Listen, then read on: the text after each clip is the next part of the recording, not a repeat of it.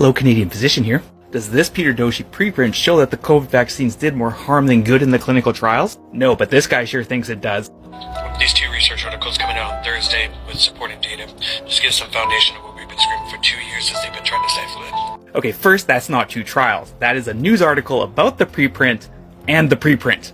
So Peter Doshi, known for publishing anti-vaccine trials, has engaged in p-hacking. This is where people take data from a trial and manipulate it until they get a significant result, which is just a statistical anomaly. It's clear that they did this because the included and excluded severe adverse reactions make no sense. If Doshi could tell me how the vaccine caused a stone to form in the gallbladder and then obstruct the outlet of the gallbladder, that would be great. They also included high blood sugar, which had an event in the vaccine group, and not low, which had an event in the placebo group, because they clearly favored the outcome they wanted. And despite all the shenanigans, they could only show a significant difference when they combined all the trials together. They could not demonstrate this in individual studies. You can also see the confidence interval is extremely wide from 2.1 to 22.9, which indicates that the results were not truly significant. These authors also compared these cherry-picked serious adverse events to the COVID hospitalizations in the trials, to try and show that more people were harmed than helped by the vaccines. There's a significant problem with this though, is because multiple serious adverse events occurred in a single patient. They counted each event instead of each patient with a serious adverse event, which inflated the adverse event numbers.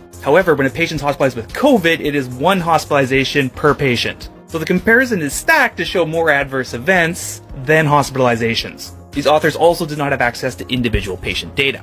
For an adverse event to be classified as severe according to the trials, it did not have to result in hospitalization. It could just result in you having to take a day off work. And hospitalization due to COVID is obviously much worse than missing a day of work. So this preprint is a literal dumpster fire, and I would be shocked if it actually gets published. There is no evidence that the trial data from the mRNA vaccines was compromised, and extensive real-world safety data supports the conclusions of the randomized control trials. I also couldn't help but notice when a female doctor of epidemiology came into your comments and corrected you, you said that she didn't know what she was talking about. But when I made similar comments, you deleted them and blocked me. So I wonder what it was that made you think you could argue with her, who literally has more training in understanding vaccine trials than I do, and not me, the witch doctor. I hope this helped.